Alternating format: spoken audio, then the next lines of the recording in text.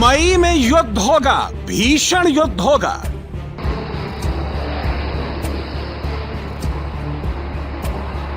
कोलकाता से गुवाहाटी तक युद्ध होगा, तिरुवनंतपुरम से चेन्नई तक युद्ध होगा और पुद्दुचेरी में भी युद्ध होगा।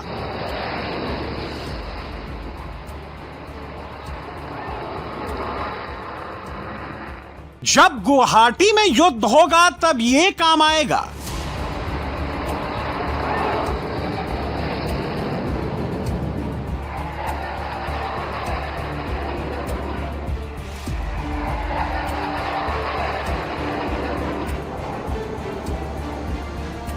नरेंद्र मोदी ने असम में चाइना बॉर्डर से केवल 300 किलोमीटर दूर इमरजेंसी रनवे क्यों बनवाया? मोदी ने असम के मोरन बाईपास पर राफेल क्यों उतरवाया? नरेंद्र मोदी ने हाईवे पर सुखोई की लैंडिंग क्यों कराई? मोदी ने यहां भारी भरकम मालवाहक प्लेन क्यों उतारा? इसी इमरजेंसी रनवे पर लाइट वेट हेलीकॉप्टर से भी ड्रिल क्यों करवाई? ये गर्व की पल है। ये असम का बदलता हुआ मिजाज है। हाथ बराबर ऊपर करके दिखाइए।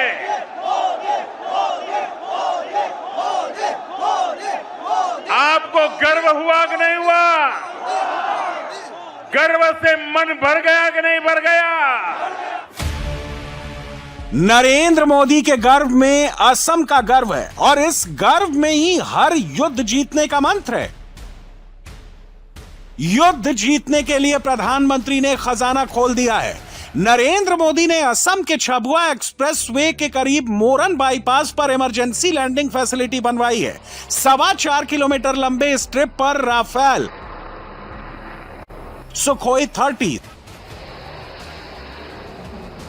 C-130 हरकुलिस और AN-32 जैसे 16 विमानों ने लैंडिंग और टेक ऑफ करके दिखाया। प्रधानमंत्री ने 30 मिनट का यह पूरा aerial show air chief air marshal AP Singh और असम के चीफ मिनिस्टर हिमंता बिस्व शर्मा के साथ बैठकर देखा। असम चुनाव से पहले नरेंद्र मोदी राफेल को चाइना बॉर्डर के करीब तक ले गए हैं। यह वही राफेल है जिनका बैंड राहुल गांधी ने बजाने की कोशिश की थी। आज अगर राहुल गांधी की टाइमलाइन को चेक करेंगे तो वहां राफेल कहीं नहीं दिखेगा, जबकि मोदी राफेल विमानों से इंडियन एयरफोर्स की झोली भर रहे हैं। नरेंद्र मोदी ने वायुसेना को 36 रेडी टू यूज राफेल लाकर दिया है। अब नरेंद्र मोदी की सरकार 114 नए राफेल खरीदने जा रही है। 3.25 लाख करोड़ खर्च करके मोदी राफेल फ्लीट को 150 फाइटर्स तक पहुंचाने वाले हैं।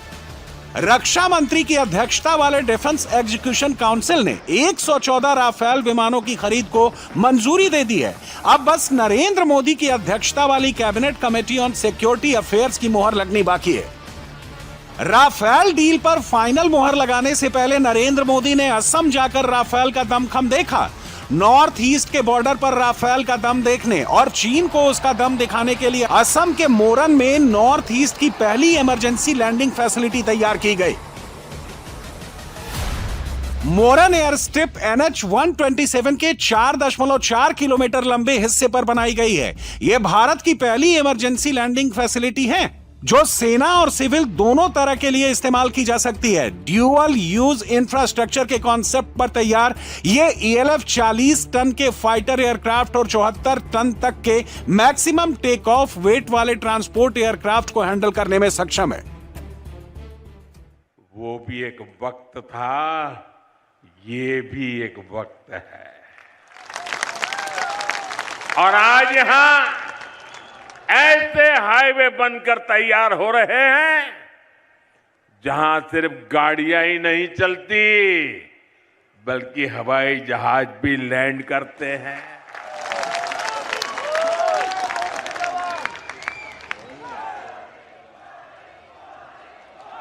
साथियों, आप मुझे बता दीजिए, आपके हाईवे पर विमान लैंड हो, ये आपको गर्व हुआ कि नहीं हुआ? गर्व हुआ कि नहीं हुआ? तो जरा अपना मोबाइल निकालिए और फ्लैश लाइट कीजिए। आपको गर्व हुआ है ना? मोबाइल फोन निकालिए और फ्लैश लाइट कीजिए सबके साथ, दूर दूर तक। ये गर्व की पल है। ये असम का बदलता हुआ मिजाज है। हाथ बराबर ऊपर करके दिखाइए।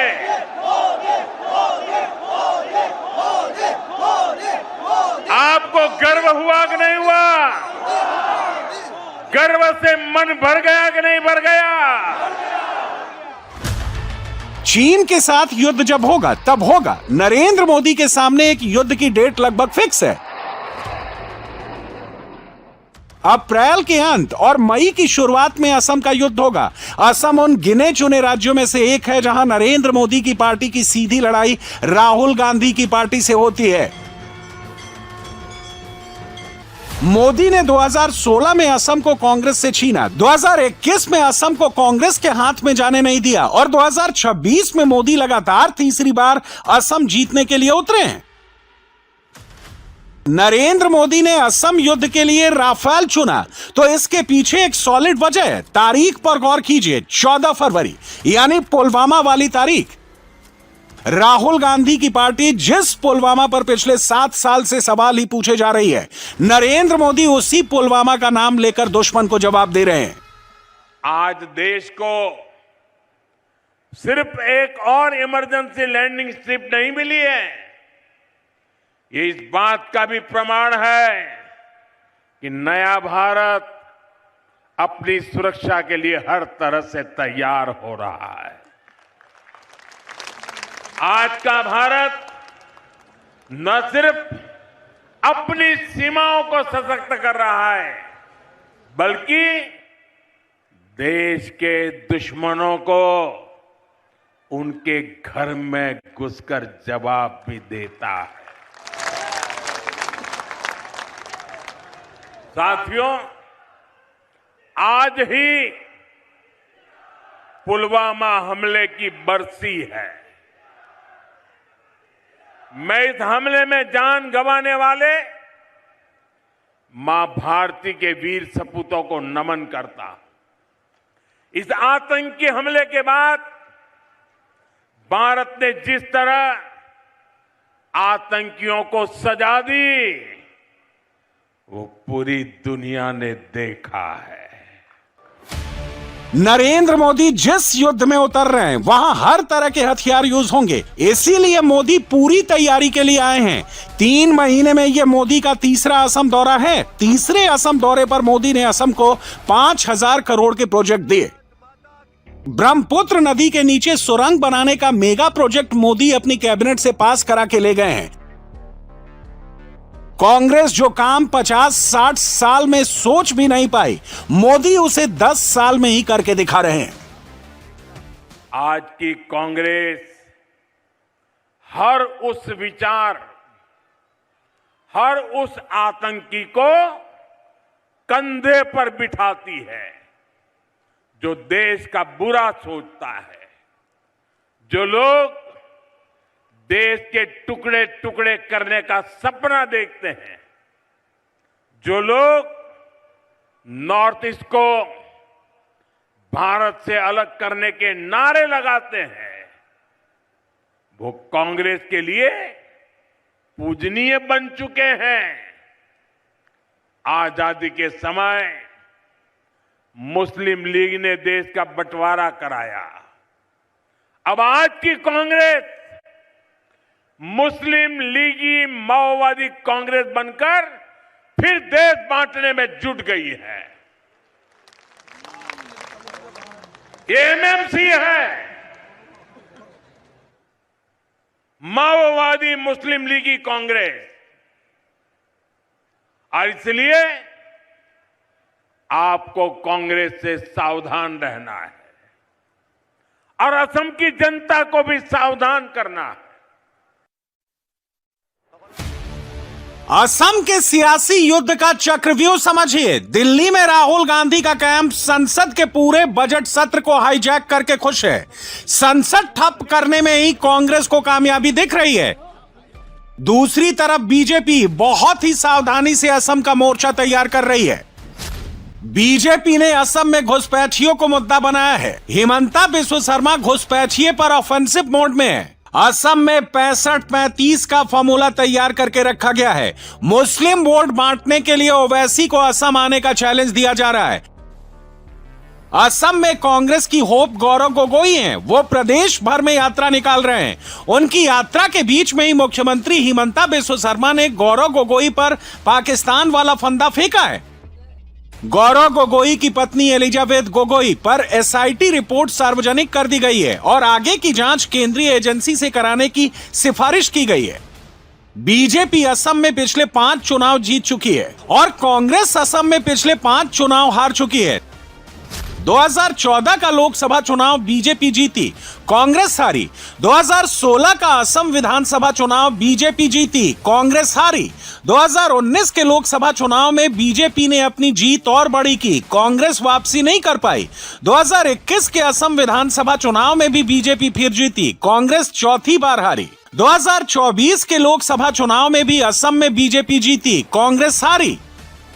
बैक टू बैक 5 चुनाव हारने के बाद कांग्रेस असम में वापसी करने के सपने देख रही है। राहुल गांधी असम जाने से भी बच रहे हैं, जबकि नरेंद्र मोदी 3 महीने में 3 बार असम जा चुके हैं और इस बार तो मोदी ने असम में राफेल और सुखोई तक उतार दिए। 10 वर्ष सत्ता से बाहर रहने की वजह से कांग्रेस और ज्यादा जहरीली हो गई है। उनके टॉप लीडर से नीचे तक उनके जुबान से जहर ही निकलता है। कांग्रेस असम को फिर से अशांति और अराजकता में झोंकना चाहती है। कांग्रेस असम को घुसपैठियों के हवाले करना चाहती है। आप इनके दिल्ली के नेताओं को देखिए, यहां जो इनके नेता हैं उनको देखिए, ये सब घुसपैठियों को बचाने में ही लगे हुए हैं। कांग्रेस असम की असल पहचान को मिटाना चाहती है। साथियों, आने वाले 5 साल असम के लिए बहुत महत्वपूर्ण है और इसलिए यहां डबल इंजन की बीजेपी सरकार फिर एक बार बहुत जरूरी है। प्रधानमंत्री का C-130 हरकुलिस में बैठकर खुद इमरजेंसी स्ट्रिप पर लैंड करना यह कोई साधारण बात नहीं है। इसका मैसेज भी बहुत बड़ा है।